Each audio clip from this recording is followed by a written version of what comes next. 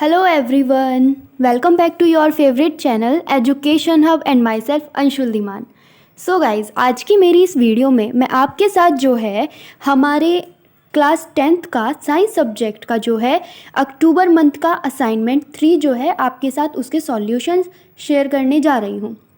ये सॉल्यूशन बहुत अच्छे हैं, बहुत इम्पॉर्टेंट हैं आपके आने वाले बोर्ड एग्ज़ाम्स के लिए भी। इनको जो है वीडियो को एंड तक देखिएगा। इसमें मैंने आपके लिए हर क्वेश्चन में मतलब जिसमें पूछा गया था आपके लिए डायग्राम्स भी बनाए हैं। इसको आप ध्यान से देखिएगा और अगर आपको ये वीडियो पसंद आती है तो अपने वैल्यूएबल फीडबैक्स मुझे ज़रूर दीजिएगा और अगर आपको किसी और टॉपिक का चाहिए तो आप मुझे कमेंट बॉक्स में बता सकते हैं।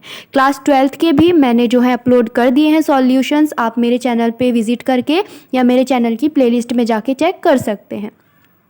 अब हम देखते हैं हमारा जो फर्स्ट क्वेश्चन था वो था निम्नलिखित को संक्षेप में लिखिए।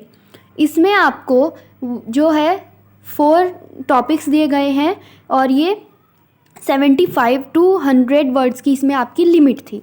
सबसे पहले इसमें आया है आपका अयस्क। ओके, सबसे पहले हम किसको डिस्कस करेंगे? अयस्क को। आप हेडिंग डाल लेंगे, ब्लैक पेन से हेडिंग डालेंगे, फिर हम लिखेंगे ऐसे खनिज जिनमें धातु की मात्रा अधिक और अशुद्धियाँ कम होती हैं। क्या?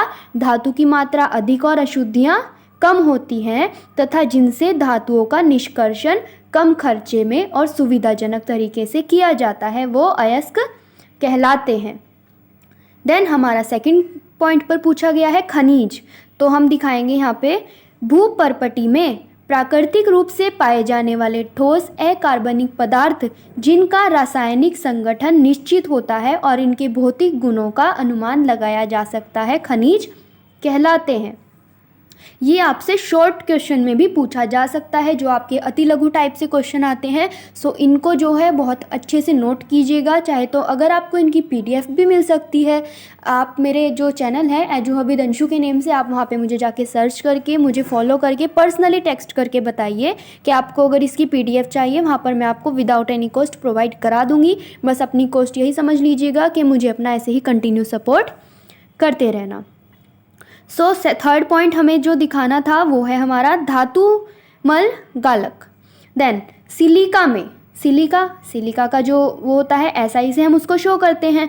सिलिका से क्रिया करके ये जो है ये पूरा ऐसे लिखेंगे हम धातुमल गालक। कौन?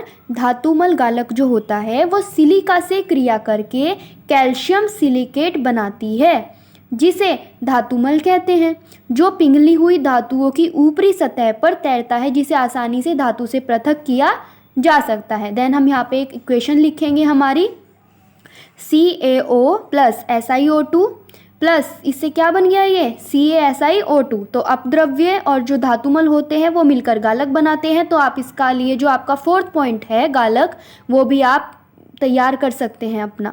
देन हमारा सेकंड क्वेश्चन है हेमेटाइट से लोहे के निष्कर्षण को निम्न पदों के आधार पर समझाइए। सबसे पहले आपको बताना है अयस्क का सांद्रण के बेस पर, फिर आपको ऑक्साइड के धातु में अपचयन के बेस पर बताना है और फिर आपको वात्या भट्टी का नामांकित चित्र बनाना है।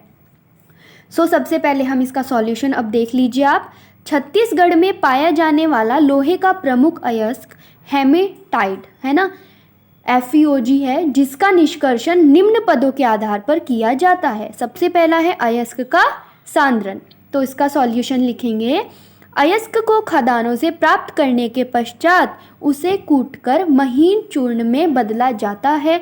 गुरुत्व पृथक्करण विधि, ये आप सभी ने पढ़ी हुई है गुरुत्व पृथक्करण विधि, तो इसके द्वारा इसका सांद्रण किया जाता है।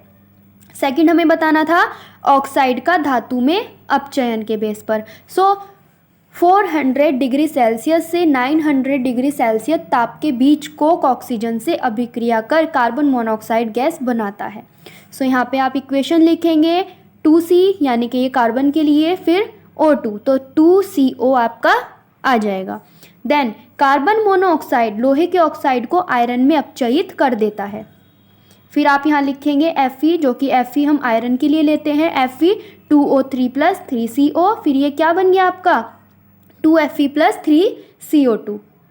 देन आपके पास जो है देखिए आप ये इमेज देख लीजिए, चाहे तो आप इसका स्क्रीनशॉट भी ले सकते हैं। बाकी आप अगर अपने आप इसको बनाएंगे तो आपको अपने एग्ज़ाम्स के लिए ये अच्छे से लर्न हो जाएगी। इसको 1-2 बार अगर आप बना के देखेंगे। सो आप यहाँ पे इसको देख लीजिए, ये आपकी इमेज है। किसकी इमेज बनानी थी हमको? वात्या भट्टी के नामांकित चित्र की। तो आप यहाँ पे हेडिंग डाल लेंगे सबसे पहले अपनी, वात्या भट्टी का नामांकित चित्र। सो आप इसको फिर इमेज को बनाएंगे। फिर हमारा जो नेक्स्ट क्वेश्चन था वो था हमारा धातु और अधातु में कोई 4 अंतर लिखिए। ये आपका 4 नंबर का क्वेश्चन था। ये भी आपको जो है इसके वर्ड लिमिट्स जो दी गई थी वो आपकी 75 से लेकर 100 शब्दों में आपको ये आंसर देना है। तो अब इसको ध्यान से देखिएगा। एक साइड आप लिखेंगे धातु यानी कि मेटल, सेकंड साइड आप लिखेंगे अधातु नॉन मेटल। अब हम इनके एक एक जो है इनमें डिफरेंस शो करेंगे। फर्स्ट नंबर पे हमने लिखा सभी धातुएं चमकीले होते हैं और जो अधातु होते हैं उनमें कोई चमक नहीं होती। सेकंड है सभी धातुएं ऊष्मा और विद्युत के सुचालक होते हैं और अधातु ऊष्मा और विद्युत के कुचालक होते हैं। तो यहाँ पे ये डिफरेंस हो गया, ये सुचालक होते हैं और ये कुचालक होते हैं। देन धातु को जब हथौड़े से पीटा जाता है तो एक प्रकार की ध्वनि उत्पन्न होती है और अधातु को जब हथौड़े से पीटा जाता है तो ध्वनि उत्पन्न नहीं होती है। फोर्थ है धातु सामान्यतः विद्युत धनावेशित होती है यानी कि धनावेशित होती है पॉजिटिव में, और अधातु जो होती है सामान्यतः विद्युत ऋणावेशित होती है यानी कि नेगेटिव। तो धातु के क्वथनांक एवं गलनांक जो होते हैं वो उच्च होते हैं और अधातु के गलनांक और क्वथनांक क्या होते हैं? वो निम्न होते हैं। तो ये बहुत ही सिंपल सा है, अगर आप इनको लिखेंगे तो आपको ये बहुत ईजिली लर्न भी हो जाएंगे। देन आपका नेक्स्ट क्वेश्चन है जब 2 समतल दर्पण, ध्यान से पढ़िएगा इसको, जब 2 समतल दर्पण एक दूसरे से समकोण पर स्थित हों, ठीक है, तो उसके सम्मुख रखी किसी वस्तु के बनने वाले प्रतिबिंबों की संख्या चित्र सहित बनाइए। तो यहाँ पर ये आपकी इमेज है, इसका भी आप स्क्रीनशॉट ले लीजिए, ठीक है, ध्यान से। और देन अब आप जो है हम इसकी थ्योरी दिखाएंगे, यहाँ पे शो करेंगे। आप पहले इसको इमेज को देखते रहिएगा, फिर थ्योरी आप इसको ध्यान से पढ़ते रहिएगा। मैं आपको बता देती हूँ, दर्पण 1 द्वारा यानी कि 1 द्वारा वस्तु O का प्रतिबिंब O पर बनता है। इसी प्रकार दर्पण 2 द्वारा वस्तुओं का प्रतिबिंब O2 पर, ये O1 है, O2 पर बनता है। दर्पण 1 द्वारा दर्पण 2 का प्रतिबिंब दर्पण 1 के पीछे बनता है। ये मैं आपको थ्योरी पढ़ा रही हूँ, बट जब आप इसको अपनी कॉपी में नोट करके विद इमेज के साथ समझेंगे तो ये आपको बिल्कुल ईजिली समझ आ जाएगा। यह आभासी दर्पण O पर बने वस्तु के प्रतिबिंब को वस्तु मानकर उसका प्रतिबिंब O पर बनता है। इसी प्रकार O2 द्वारा बने दर्पण 1 के आभासी प्रतिबिंब द्वारा आभासी वस्तु O का प्रतिबिंब भी O पर ही बनता है। अतः 2 लंबवत दर्पणों के मध्य रखे किसी वस्तु के कुल 3 ही प्रतिबिंब बनते हैं। अर्थात किसी वस्तु का प्रतिबिंब आभासी वस्तु की भांति कार्य करता है जिसका हम आभासी प्रतिबिंब प्राप्त कर सकते हैं। क्लाइडोस्कोप भी इसी सिद्धांत पर आधारित है, ये नोट कर लीजिएगा। आप अपने अवकलनों से पाएंगे कि प्रतिबिंब की संख्या इस बात पर निर्भर करेगी कि दोनों समतल दर्पणों के बीच का कोण कितना है। प्रतिबिंब की संख्या 360 बाय θ-1।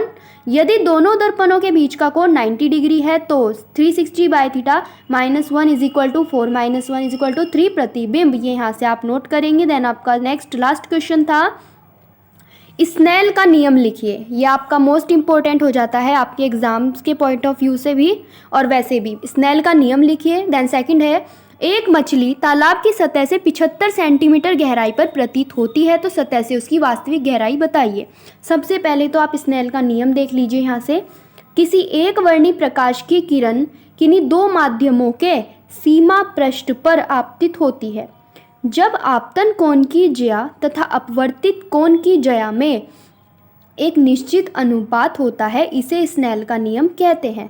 इसका जो है आप लिख लेंगे sin i by sin r, ये निश्चित अनुपात नियतांक होता है। फिर आपका ये बहुत छोटा सा था। देन हमारा जो सेकंड वाला क्वेश्चन था, जो कि हमसे क्वेश्चन पूछा गया था ये मछली वाला, कि एक मछली तालाब की सतह से कितनी 75 सेंटीमीटर गहराई पर है, 75 सेंटीमीटर गहराई पर है तो प्रतीत होती है, तो सतह से उसकी वास्तविक गहराई आपको बतानी है। तो इसमें हम लिखेंगे कि वायु के सापेक्ष जल का अपवर्तनांक 4/3 होता है। ठीक है, ये आपको पता होता है, होना चाहिए। तो वास्तविक गहराई कितनी मानी जाएगी? वास्तविक गहराई हमने मानी 4, आभासी गहराई कितनी 3। तो आभासी गहराई कितनी हुई 3/4 इंटू वास्तविक गहराई, अर्थात जल के भीतर किसी वस्तु को बाहर से देखने पर वह अपनी वास्तविक गहराई की गहराई पर ही होगी। फिर आप वास्तविक गहराई कितनी हुई 4/3 इंटू आभासी गहराई, तो फॉर्मूला आपका क्या हो गया 4/3 इंटू 75। तो जब आप इसको सॉल्व करेंगे तो आपका आंसर आ जाएगा 100 सेंटीमीटर। सो गाइज ये थे हमारे सॉल्यूशंस। आई होप ये वीडियो आपके लिए हेल्पफुल रही है। अब अगर ये वीडियो आपके लिए हेल्पफुल रही है, ये असाइनमेंट के सॉल्यूशन, तो जो है अपने वैल्यूएबल फीडबैक्स मुझे दीजिए। और guys please please please hit the like button और चैनल को सब्सक्राइब करना बिल्कुल मत भूलिएगा। और आज के लिए इतना ही। Good luck for your assignment guides. Thank you so much. Bye bye.